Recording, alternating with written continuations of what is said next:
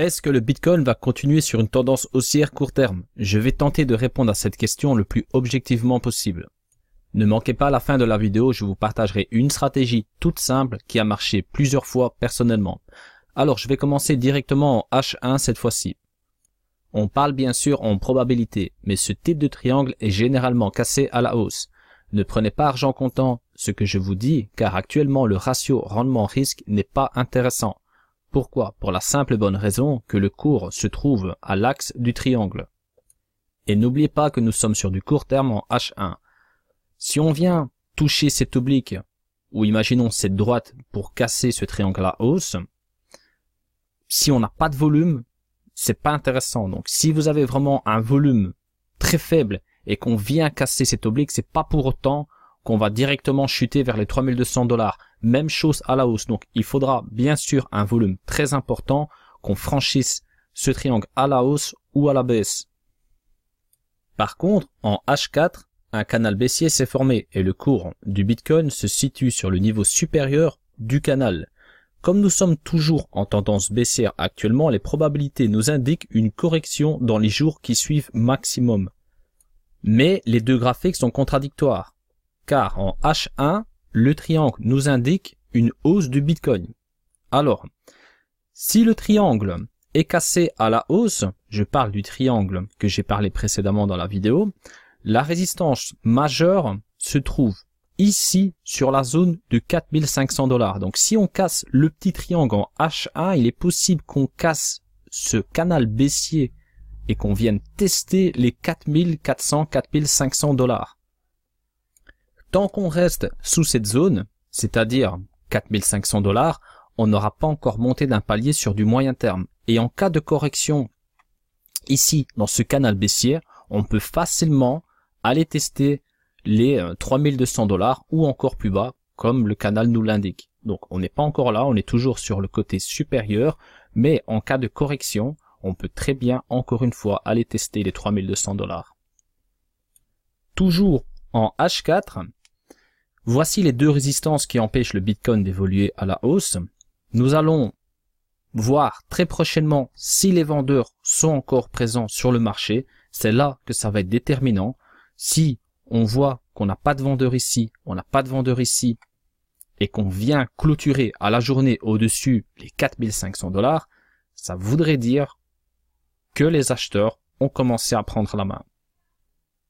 Ne faites pas de bêtises et soyez prudents, le cours est très volatile et même si nous sommes sur une tendance haussière court terme, il y aura toujours une correction pour se positionner sur des prix plus intéressants pour revendre bien sûr rapidement plus cher.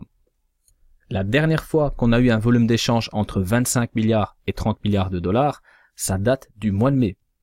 Donc ça c'est encore un indicateur à prendre en considération. Le marché est vivant et ça c'est positif. Ne tombez pas dans les pièges du marché. Positionnez-vous avec le risque minimum.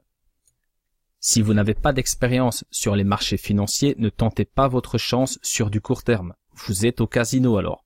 Vous pourrez perdre beaucoup d'argent en peu de temps. Maintenant, pour du buy and hold, bien sûr, les positions à 3200, 3500, 4000 $, ça reste intéressant si vous, bien sûr, vous croyez aux projets porteurs dans lesquels vous avez investi. Maintenant, je vais vous parler de la stratégie qui m'a fait gagner 10% en même pas 15 minutes. Pour cela, vous devez être devant le graphique au bon moment avec le cours des prix en instantané. Il faut beaucoup de chance et être là au bon moment. Je vous explique. Neo et Gaz sont fort corrélés. Si vous apercevez une grosse bougie verte sur Neo, par exemple, dans le cas d'aujourd'hui, et que Gaz n'a pas encore bougé, il y a de grandes chances que Gaz pump à son tour. Ce matin, je suis tombé sur le pump de Neo avec une bougie verte de 12%. Gaz était encore à 2%. J'en ai profité pour placer une fraction de mon capital en Bitcoin sur Gaz. Quelques minutes plus tard, Gaz est bien sûr monté à 12% lui aussi.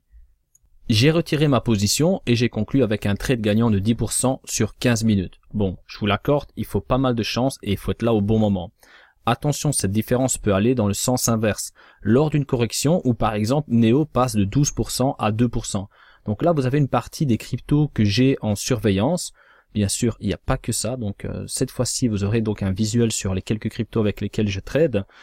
Gaz et Neo sont forcément l'une à côté de l'autre et on peut apercevoir ici par exemple que Neo est à 9% et Gaz à 7%. Donc à ce stade-ci, on peut très bien avoir Neo qui descend à 7% ou encore plus bas. Voilà, une différence de 2%, c'est pas très intéressant. Mais quand moi je suis arrivé sur le graphe, j'ai vu une grosse bougie verte sur Neo, il était à 12%. Tiens, Gaz n'a pas encore bougé. Il a fallu réagir très rapidement et clôturer très rapidement, comme vous pouvez le remarquer. Gaz a bien corrigé aussi depuis cette fameuse mèche qui est montée jusque 590 Satoshi ou encore un peu plus haut. Voilà, en bref, il n'y a pas vraiment de mérite, il faut de la chance, il faut l'avouer. N'hésitez pas à rejoindre le groupe, c'est plus simple d'échanger en live car il faut toujours s'adapter au marché. N'oubliez pas qu'un graphique c'est éphémère, cette vidéo peut très bien être éphémère aussi d'ici quelques jours, quelques heures même, dans certains cas. En quelques minutes, on peut basculer d'un canal haussier à un canal baissier. Voilà. Je vous invite à liker cette vidéo pour encourager mon travail. Ça fait vraiment plaisir. Je vous souhaite de bonnes fêtes de fin d'année à toutes et à tous. À très bientôt. Restez prudents sur le marché.